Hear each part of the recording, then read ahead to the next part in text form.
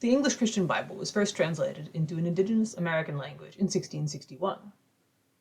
The English missionary John Eliot translated the New Testament into Massachusetts, and later in 1663 he published both the New and Old Testaments in translation. This work came to be called the Algonquin Bible. These translations were done in order to bring these savage Indians towards God, but also train them in what was referred to at the time as civility. These early modern colonial missionaries fully subscribed to the notion of civilization versus savagery. The idea was that white European Christians were holy and civilized, and that brown-skinned people from foreign lands were uncivilized, wild, and savage.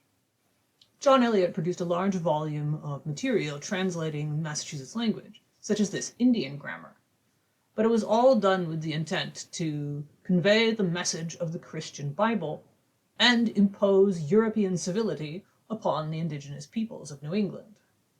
But these translations did not exist in a literary vacuum. They were connected to a program of visible civility, where the Christian missionaries established schools and settlements for the indigenous people to live in and demonstrate their progress from savagery to civilization. Between 1645 and 1675, the missionaries established what they called Indian praying towns all across New England.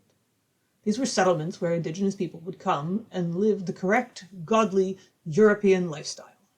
The indigenous residents who moved to these towns were required to give up their traditional customs, their language, their clothing, and anything else that the missionaries deemed to be uncivilized.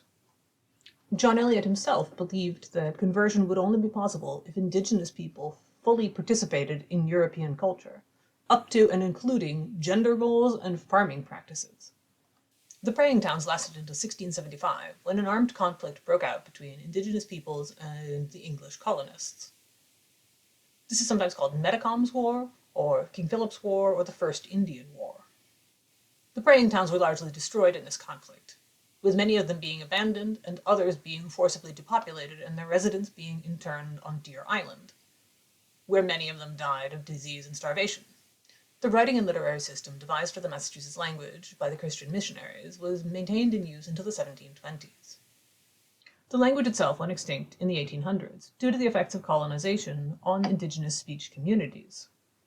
The vast majority of materials in the Massachusetts language that survive were written in this religious missionary period, and although it is important to note that they were produced in large part by indigenous linguists and scholars, such as Job Nasutin and Jacob Printer, the intent was entirely to use language to convert indigenous people to the correct and proper holy European way of living.